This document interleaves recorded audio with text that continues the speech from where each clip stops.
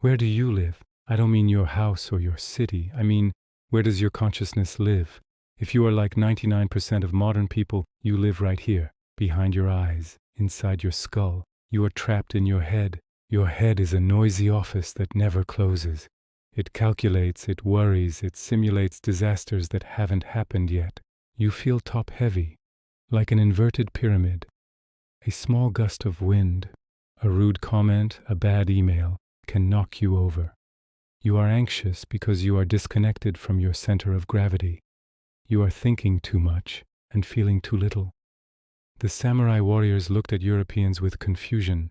They said, "Westerners think with their heads. That is why they are crazy. We think with our Hara." What if I told you that your brain is not the only commander of your ship? What if I told you that true confidence, true courage, and true intuition do not come from the neurons in your skull, but from the fire in your gut? This is the philosophy of Hara, and it is the secret to becoming unshakable. Hara literally means belly or gut, but in Japanese tradition it means much more. It is the seat of the soul. It is the center of your vital energy, your ki. In the West, we say, "I have a gut feeling." We treat it as a metaphor. In Japan, it is a literal instruction. A person with no Hara is anxious, flighty, and easily manipulated. A person with good Hara is calm, composed, and dangerous. Think about a sumo wrestler. He does not fight with his shoulders or his head. He fights with his hips. His center is low. He is rooted to the earth like a mountain. Now think about yourself when you are stressed. Your breathing becomes shallow. It moves up to your chest. Your shoulders go up. You float away from the ground. You lose your Hara. To reclaim your power, you must perform a radical act. You must decapitate your anxiety.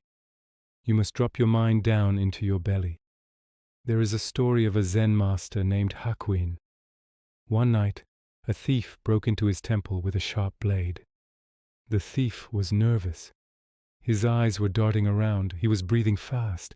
He was living in his head, calculating the risk, the fear, the adrenaline. He shouted at the master, "Give me your money or I will kill you." Master Hakuin didn't even open his eyes. He was breathing deep into his Hara. His energy was completely sunk into the floor. He spoke with a voice that didn't come from his throat, but from the depths of the earth. "The money is in the drawer," Hakuin said calmly. "Take it, but leave some for me to pay my taxes." The thief was confused. He expected panic. He expected begging. Instead, he hit a wall of absolute calm. The thief took the money and started to run. "Wait," Hakuin said. The thief froze. "You didn't say thank you." The thief, terrified by this man's immense presence, mumbled "thank you" and ran away. Years later, the thief confessed. He said, "I wasn't afraid of his size. I was afraid of his Hara. He was so grounded that I felt like I was a leaf blowing in the wind next to a rock." Hakuin wasn't thinking. He wasn't strategizing. He was simply centered. When you are in your Hara, fear cannot enter. Fear is a creature of the head. You might think this is mystical nonsense, but modern science agrees with the samurai. We now know about the enteric nervous system. Your gut has 100 million neurons. It produces 95% of your serotonin, the happiness chemical. It is literally a second brain. When you get nervous, why do you get butterflies in your stomach? Because your second brain is reacting. When you try to solve a problem only with your head brain, you are ignoring half of your intelligence. The head brain deals with logic and language, which are slow and often wrong. The gut brain deals with survival and intuition, which are fast and usually right. The samurai trained their Hara to bypass the slow, fearful logic of the head. They wanted to react instantly. You are suffering from anxiety because you are trying to solve emotional problems with logic. You can't think your way out of fear. You have to breathe your way out of it. So, how do you cultivate Hara in a world of screens? First, tandem breathing.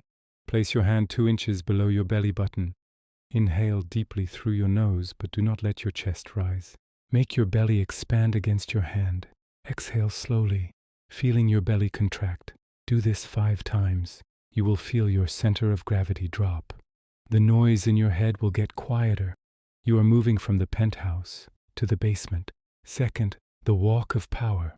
When you walk, don't lead with your nose, lead with your hips. Imagine a string pulling you forward from your belt buckle. This changes your posture. It signals to your brain that you are safe, grounded, and in control. Third, make gut decisions. Next time you have a hard choice, stop making pro and con lists. Ask your head, what makes sense? Then ask your Hara, what feels right?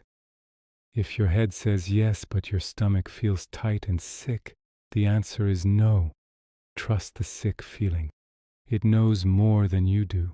We live in a stormy world.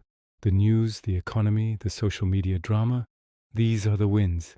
If you live in your head, you are a leaf. You will be blown around until you are exhausted.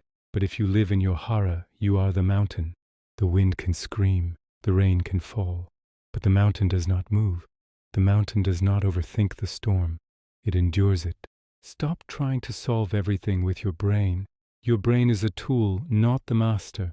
Put the sword back in the sheath. Drop your breath. Trust your gut. If you are ready to get out of your head and into your power, leave a comment below with the word grounded. Feel the earth under your feet. Subscribe to the channel. We are building an army of mountains.